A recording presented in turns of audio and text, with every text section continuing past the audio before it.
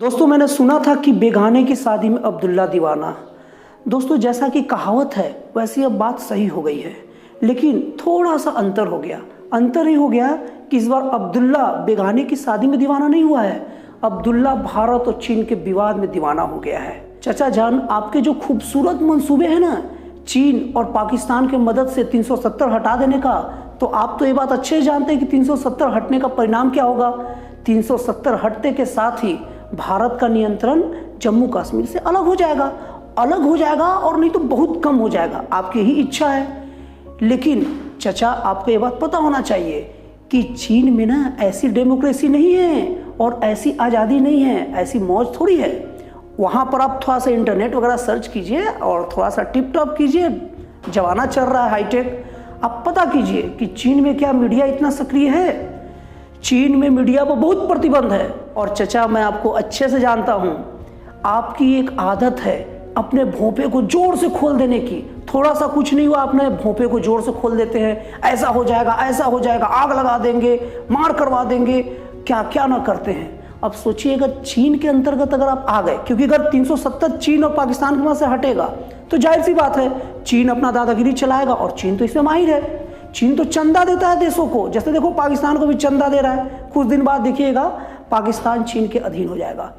वैसे ही अगर चीन के अधीन जम्मू कश्मीर हो गया तो आपको क्या लगता है कि आपके राज हो जाएंगे? वहाँ मीडिया पर पूरा का पूरा पाबंदी है, और मुझे यकीन है कि आपका आदत नहीं है उल्टे सीधे बयानबाजी करने का, अंड संड बोलने का, आपकी लत है और आप अपने उस लत से बाज नहीं आ सकते।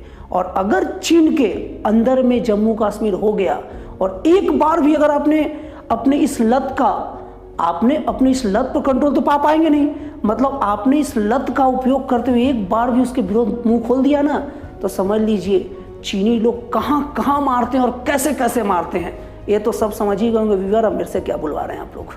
अब्दुल्ला चाचा, ये बात मैं अच्छे से जानता हूँ कि आप इतने दिन सरकार में रहे हैं, इतनी दुनिया देखे हैं, और आप अपने बाल धूप में सफ़ेद नहीं किए हैं। आपको ये बात पता है कि धारा 370 हटाना कितनी बड़ी बात होगी।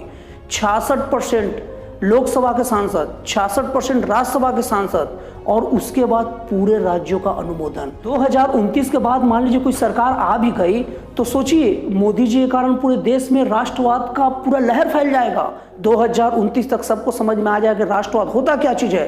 राष्ट्रवाद का मतलब दूसरे को दबाना नहीं, अपने राष्ट्र और अपने मान सम्मान को उठाना होता है। 2029 तक मोदी जी सबको सिखा देंगे, और 2029 के बाद अगर जिसकी सरकार आएगी ना, उसकी कुव्वत नहीं है 370 को छूने के बाद छोड़ दीजिए, 370 हटाने की बात करने की कुव्वत नहीं है। आपको पता है कि किसी के बूते की बात नहीं है 370 हटाना, लेकिन अब आप फुदक क्यों रहे हैं?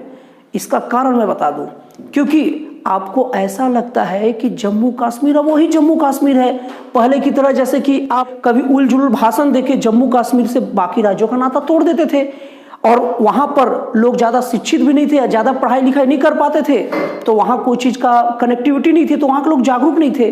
लेकिन आपको पता होना चाहिए कि इंटरनेट एक ऐसी चीज़ होती है जो सब जगह फैल गई।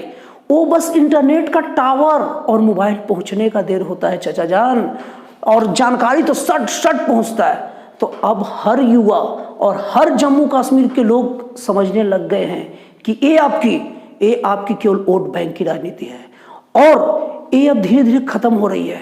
वो बैलगाड़ी का जमाना गया, ये मेट्रो का जमाना आ गया है, और अभी भी आप बैलगाड़ी की बात कर रहे हैं, और अभी आपको पता नहीं चलेगा कि वो जमाना चला गया है। जब चुनाव होगा ना तब आपको पता चलेगा। और जो आप बयानबाजी जो आप कर रहे हैं ना कि 370 हटाने के नाम पर, सब कुछ जानते हुए भी कि किसी के बूते की बात नहीं है कि इससे आपको वोट मिलेगा, ये उल्टी बात है। क्योंकि अगर आप देख सकते हो तो देख लीजिए, जम्मू में आपके विरोध, आपके इस बयान के विरुद्ध रैलियां भी निकलने लग गई है। तो चचा जान, थोड़ा वक्त के साथ रहिए और थोड़ा अप टू डेट रहिए। मैं मानता हूँ कि आप खिलाड़ी उस जमाने के होंगे, मैं मानता हूँ कि आप बैलगाड़ी के चैंपियन हैं, चलाना जानते हैं, लेकिन वो जमाना बदल चुका है। अब मेट्रो का जमाना आ गया है। आइए बैठिए मेट्रो के स्टेशन पर। और मेरे देश के प्यारे नागरिकों, आप लोग भी ये बात समझ लीजिए कि आप लोग व्हाट्सएप से, फेसबुक से ज्ञान अर्जित करना बंद कीजिए। अगर सरकार कोई भी बिल पास करती है तो अपना विवेक का प्रयोग कीजिए। आप क्यों सुनते हैं भाजपा की बातें, आप क्यों सुनते हैं कांग्रेस की बातें? अगर कोई बिल पास होता है तो आप उसको अच्छे से स्टडी कीजिए। क्या जरूरत है अलग अलग नेताओं के बयान सुनना? क्या जरूरत है आपको फेसबुक में जाकर देखना? फेसबुक भी वही लिखता है, फेसबुक में भी वही अपना पोस्ट डालता है जो उसका मन होता है। आप सीधे बिल का स्टडी कीजिए ना कि उसमें है क्या क्या नहीं, फिर आप उसका विरोध या समर्थन कीजिए। जो देश को बांटने का काम करते हैं, जो चाहते ही नहीं है कि देश शिक्षित हो, उन सबको करारा जवाब दीजिए। तो दोस्तों आज के लिए बस इतना ही, फिर मिलते हैं अगले वीडियो में एक नए और एक जन कल्याण और एक राष्ट्रवादी विचारों के साथ। और दोस्तों एक बार सब बोलिए जय हिंद।